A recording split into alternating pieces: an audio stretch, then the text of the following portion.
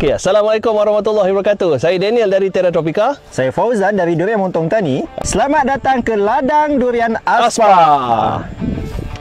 Jadi ladang durian ni adalah ladang yang kami bagi khidmat nasihat. Kita audit, kita buat troubleshoot, kita coaching dan last kali kita pump, kita bagikan hasilkan submit baja kepada pokok-pokok durian yang ada kat sini.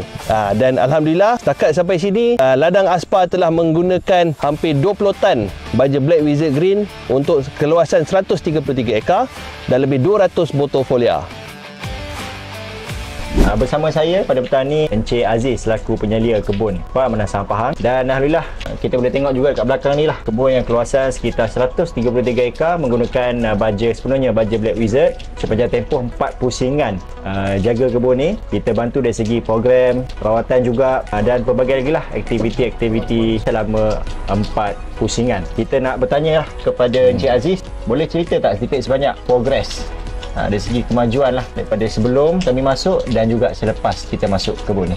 Ladang ni agak ini sikit lah, masalah pokok ni dia kurang bagus tentang pada daun, segi daun dan sebagainya lah kan.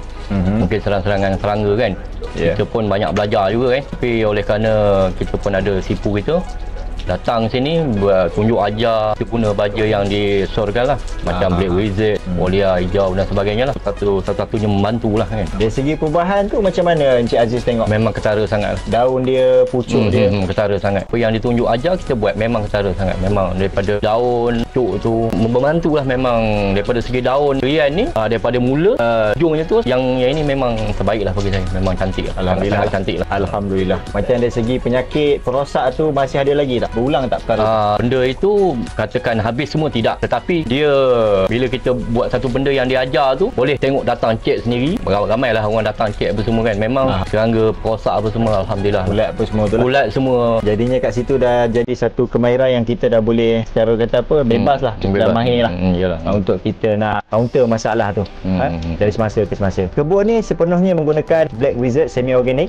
dan kita juga pakai folia, folia hijau 2 minggu sekali. Untuk ni dah 4 pusingan lah untuk kami konsult kebun ni dari segi tanah, kesuburan tanah dan juga kesuburan pokok sepanjang masa. Jadi terima kasih kepada Encik Aziz atas sedikit sebanyak feedback lah malam balas daripada tuan penyelia. Assalamualaikum warahmatullahi taala wabarakatuh.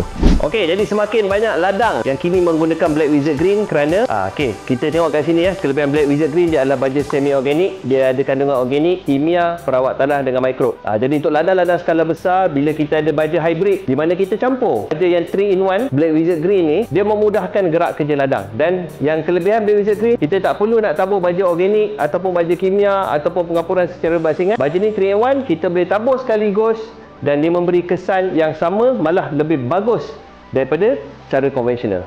Okey, jadi ladang Aspa telah committed mereka telah ambil setiap kali mereka order lebih kurang 10 metrik tan digunakan untuk 133 ekar ladang pokok durian, lebih kurang 2,800 pokok.